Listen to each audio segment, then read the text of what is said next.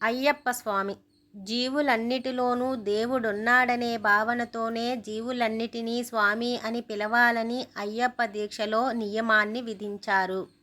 అందుచేతనే అయ్యప్ప దీక్షలో ఉన్న భక్తులు అందరినీ స్వామి అనే పిలుస్తారు.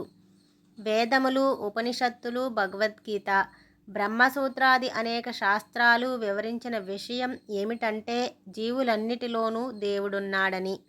వ్యాస, వాల్మీకాది మహర్షులు కూడా జీవరాశులన్నిటిలోనూ పరమాత్ముడు ఉన్నాడని చెప్పి ఉన్నారు. విభిన్న దేహాలలో భగవంతుడు భిన్నత్వంలో ఏకత్వంలా ప్రకాశిస్తున్నాడని శ్రీ ఆదిశంకరులు శంకర భాష్యంలో వివరించారు. భగవద్గీత యందలి జ్ఞానయోగంలో సర్వభూతస్థితం అనే శ్లోకంలో కృష్ణ భగవానుడేమన్నాడంటే, అందరి హృదయములందున్న నన్ను ఎవరు భక్తియుక్త సేవతో సేవించునో అట్టి భక్తుడు అన్ని పరిస్థితుల యందును ఎల్లప్పుడూ నాయందే యుండును అని చెప్పి ఉన్నాడు. జీవులన్నీ బ్రహ్మము కన్నా భిన్నమైనవి కావని బ్రహ్మసూత్రముల యందు నిరూపింపబడినది. బ్రహ్మసూత్రాలు, భగవద్గీత, ఉపనిషత్తులు ముక్తకంఠముతో చెప్పిన ఈ మాటలను నిజం చేసి చూపింది అయ్యప్ప భక్తులే. ఉపనిషత్తులలో ఒకటైన గోపాల తాపన్యోపనిషత్తులో కూడా ఇదే విషయమై అసంఖ్యాకుములైన ప్రాణుల హృదయాలలో బహురూపములతో భగవంతుడే ఉన్నాడని వ్రాయబడెను.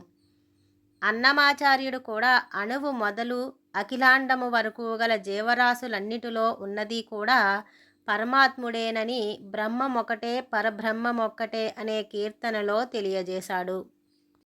త్యాగరాజస్వామి వారు తాను రచించిన కీర్తనలో చీమలో బ్రహ్మలో శివకేశవాదులలో నెలకొన్నది కూడా బ్రహ్మమే అని తెలియజేసి ఉన్నాడు.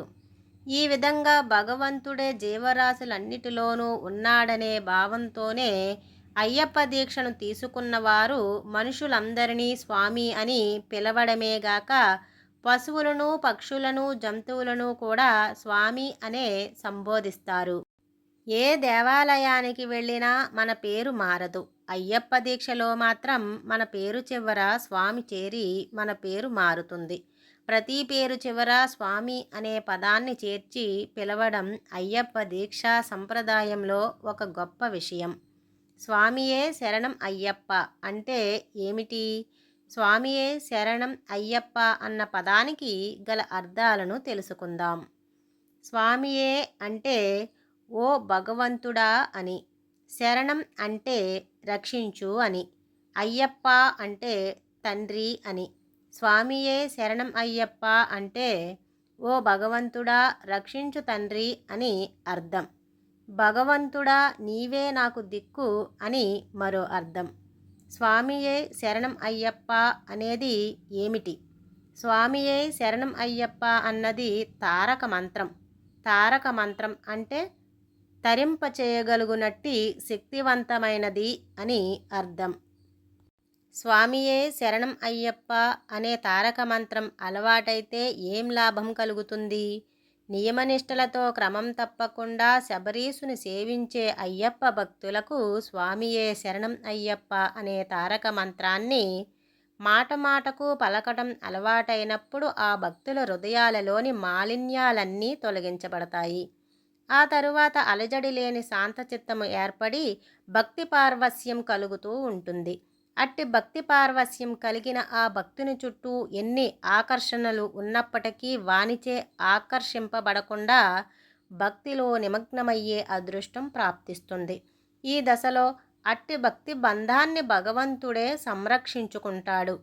ఆ విధంగా భగవంతుని అనుగ్రహం కలిగినప్పుడు ఆ భక్తునికి అత్యుత్తమమైన ఆధ్యాత్మిక సిద్ధి ప్రాప్తిస్తుంది. అటువంటి సిద్ధి కలిగిన భక్తుడు స్వామియే శరణం అయ్యప్ప అనే నామాన్ని మామూలుగా పలకడు. దీక్షతో పలుకుతాడు, శ్రద్ధతో పలుకుతాడు, భక్తితో పలుకుతాడు. ఇంతటి శక్తి ఎప్పుడైతే ఆ భక్తునికి కలుగుతుందో ఆ వెంటనే కర్మయోగ, జ్ఞానయోగాది యోగ మార్గములన్నిటినీ తనకు తెలియకుండానే తాను అధిగమించి స్వామితో నిత్య సంబంధం కలిగి ఉంటాడు. అప్పుడా భక్తునికి ఎరుకలో, నిద్రలో, నడకలో, పడకలో, ధ్యానంలో, ప్రయాణంలో, మాటలో, మౌనంలో, చూపులో, చేష్టలో మనస్సు నిండా అయ్యప్పే నిండి ఉంటాడు. అటువంటి భక్తి కలిగియున్న భక్తుని నాలుకపై స్వామియే శరణం అయ్యప్ప అనే తారక మంత్రం నిరంతరం నిలిచియుండేలా ఆ శబరీశుడే స్వయంగా వ్రాసి వెళ్ళిపోతాడు. స్వామియే శరణం అయ్యప్ప. సర్వం శ్రీకృష్ణార్పణమస్తు. లోకా సమస్తా సుఖినో భవంతు.